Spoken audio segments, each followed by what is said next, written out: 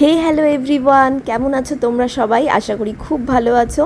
আবারও চলে এসেছি নতুন একটা ভিডিও নিয়ে।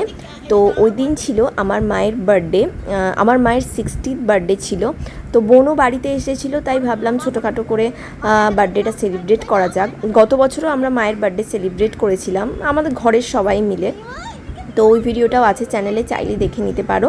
তো দেন আমরা সমস্ত কিছু প্রিপারেশন করেই রেখেছিলাম। এখানে ক্যান্ডেল জ্বালানো হলো। আর এই যে দুটো কেক দেখছো, দুটো কেকই আমার বোন বানিয়েছিল। Happy birthday to you.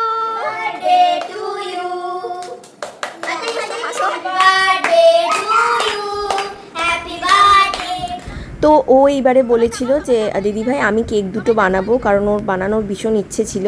তো একটা দেখতে পাচ্ছ চকলেট কেক, আর একটা ছিল mango cheese cake. Mango cheese কেকটা তো ইনস্টাতে ভীষণ ভাইরাল ছিল, ওটা দেখেই ও কয়েকদিন ধরে জিনিসপত্র সমস্ত কিছু অ্যারেঞ্জ করছে যে ওটা বানাবে।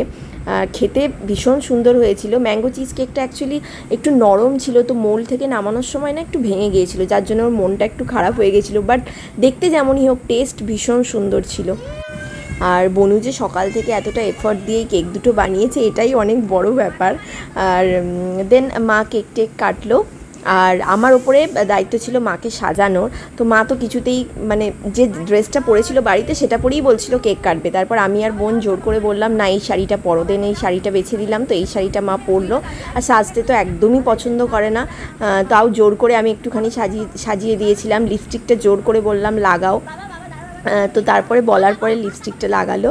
আর আইলাইনার লাগাতে চেয়েছিলাম, সে লাগাতে দিল না। কিছুতেই বলে সবেতেই বলে না সাজবো না, কিন্তু সাজলে কি সুন্দর লাগে দেখতে বলো। দিয়ে জোর করেই মাকে একটুখানি সাজানো হয়েছিল। আর যাই বলো, মাকে দেখলে কিন্তু বোঝা যাবে না যে মায়ের 60th বার্থডে সেলিব্রেট করছি আমরা। আর আমার ছোটো মেয়ে এত মিষ্টি জিনিস খেতে পছন্দ করে, কেকটা ওর ভীষণ ভালো লেগেছিলো। তো সারাক্ষণই কেকের সামনেই দাঁড়িয়েছিল, না দিলেই রেগে লাল পুরো। দেন মা কেক দিল। এখানে ম্যাঙ্গো চিজ কেকটা সত্যি এত সুন্দর হয়েছিল। আর পাশ থেকে বুনু বারবার বলছে ভিডিওতে কিন্তু বলবে যে আমি বানিয়েছি। আমি বললাম হ্যাঁ কোনো চিন্তা নেই, আমি বলে দেবো।